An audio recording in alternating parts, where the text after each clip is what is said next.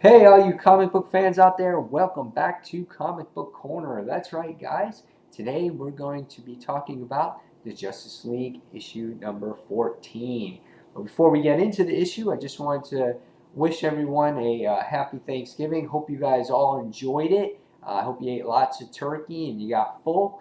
And now we're all getting back to our comic book ways starting this week. And if you guys are also interested in other reviews that I did this past week, you can also go to Dark Avenger Inc.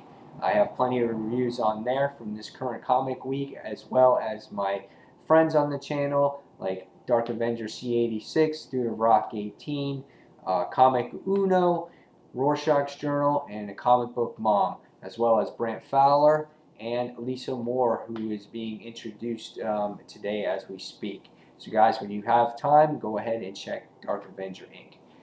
Okay, so now with that, let's start and get into Justice League issue 14. Guys, I am digging this book right now. I don't know what it is about it. I don't know if it's the art or if it's the story or it's just a combination of the both. But I really like Justice League. Um, I really think it's the artwork. The artwork is just so nice to look at. I really appreciate Tony Daniels' work in the cover and the interior art. It's so consistent, so well drawn. It's just the characters are great to look at. This was the I guess the variant cover with Wonder Woman and Superman on here, so this was a nice cover as well. And I like the title Ultimate Power Couple. It's cool. It's cool. I'm just gonna admit that. Okay. And then here is the cover that was on the stands that everyone probably mostly purchased, and the title is Monster of Steel. And we can see here that Superman is like Cheetah now, and I liked it. I thought it was cool. He's battling Batman here. Wonder Woman with the lasso on him, trying to contain him. And it's like you can only hope to contain him, but you can't stop him. So, awesome cover. Again, the story is written by Jeff Johns, and the artwork is done by uh, Tony Daniels. And the coloring is really good by Tamu Mori. Nice colors, complements the pencils really well, and even the inking is done pretty good. So I enjoyed this. Again, the art. Interior art looks like this.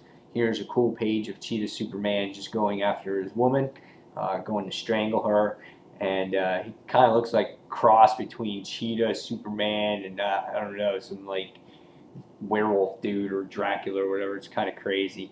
Um, Next panels here, you can see Cheetah, Superman again, and you got this weird lady here blowing a horn to contain Superman.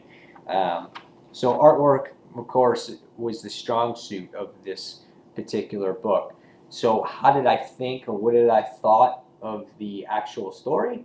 I thought the story was solid. It was great, a great book to read, and it continues we left off in the last issue as Superman is being infected uh, by the Cheetah curse, and it was known that the Cheetah was once a protector, but not anymore. It has to do with Barbara Minerva, or that's how you say Minerva, and these people had to do with this whole storytelling about the cheetah and the curse and everything else.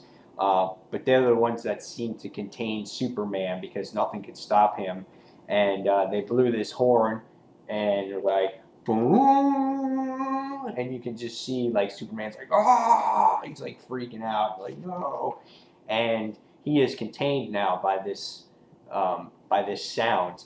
And Cyborg, the machine that he duplicates the sound. You can see here he duplicates it to try to stop Superman, and they try to contain him. But in the meantime, the cheetah escapes, and Wonder Woman has to go after her. And she says that she wants to protect Superman, but in the end, she's the one that knows the most about Cheetah, so she can't stay there, and she has to go. Okay, so we see some battling between the Flash and the Cheetah as well. He gets scarred right in like the calf or the Achilles heel, and he can't run as well. And Wonder Woman kind of feels bad that everyone is getting hurt, and it's because of her. And she's just having pretty much a rough time dealing with it because she wanted everyone to come and help. Wanted to help Barbara here, and it's just becoming an epic failure. And so as the issue goes on, again, Flash tries to battle her, says he can keep up with her. Again, fails. He gets scarred up pretty bad, and they try healing Superman with this anti-like venom formula, and it succeeds.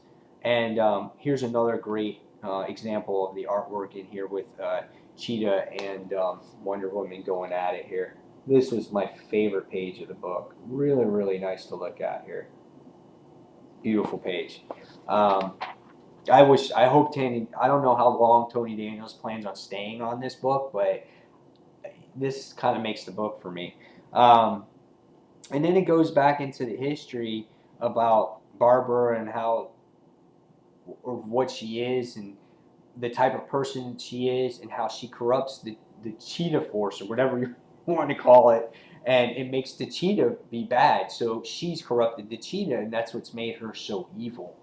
But in the end, Wonder Woman wins the battle, pushes the Cheetah into the ocean, and Aquaman is kind of like hanging out there with the piranhas, uses his woo, woo, woo, woo, woo, to talk to the piranhas, and he has her. He has her in his clutches. So that was pretty cool there. It's another great page of artwork there. And so she's captured, and they do some research again on her, and they find out she's committed multiple crimes: robbery, burglary, theft, almost committed murder. She has a whole bunch of different aliases. So it's really rough for Wonder Woman to take. And we can see later on as Superman tries to make her feel better, and they make contact, and you can see the chemistry between these two. So a couple issues ago when you saw the two kiss for the first time, well, it's not a short-lived kiss. There's something more. And Superman goes into Smallville, and we can see Smallville, and they eat. And Superman goes into Smallville and talks about his family. And Kat Comic Uno said this on her review about it, and she makes a great point about it, about how Superman didn't show enough compassion for his parents. He doesn't show that much compassion, and we should, because his parents make who he is. That's why he's considered human. But again, you can see the chemistry between Wonder Woman and Superman, and they kind of hook up again. So this is not going to be the last time you see these two get together. But again, nice artwork. It's done tremendously. And we see here that in the end, someone is watching. So this was a good book. I personally am not into Shazam, but a lot of people I know are. But I don't read the back of it, so I just go for the Justice League, and I don't know if Shazam will enter the Justice League eventually, and when he does, I'll know more about him, but I didn't read the back of the story. But what I thought about Justice League was a great issue. Again, Comic Uno mentioned the point about Clark and how he dealt with his parents. Also, another thing that was mentioned in her review, which I thought was really nice, was that you saw in the Justice League, a lot of people are not liking it because of the chemistry of the characters. Green Lantern takes off. They're not getting along. They're not friends. They're not teammates. But when you look back at it all, you have to sit there and say, okay, well, this New 52 Justice League takes place at an earlier time, and we see the team just get together for the first time, in our eyes, a year ago. So in comic book time, that's not much time at all. So when you look at all that, it takes time to build those relationships, and it looks like now we are seeing those relationships being formed. You can obviously see it between Wonder Woman and Superman. Batman had a moment in there, and they seem to be working a little bit more together.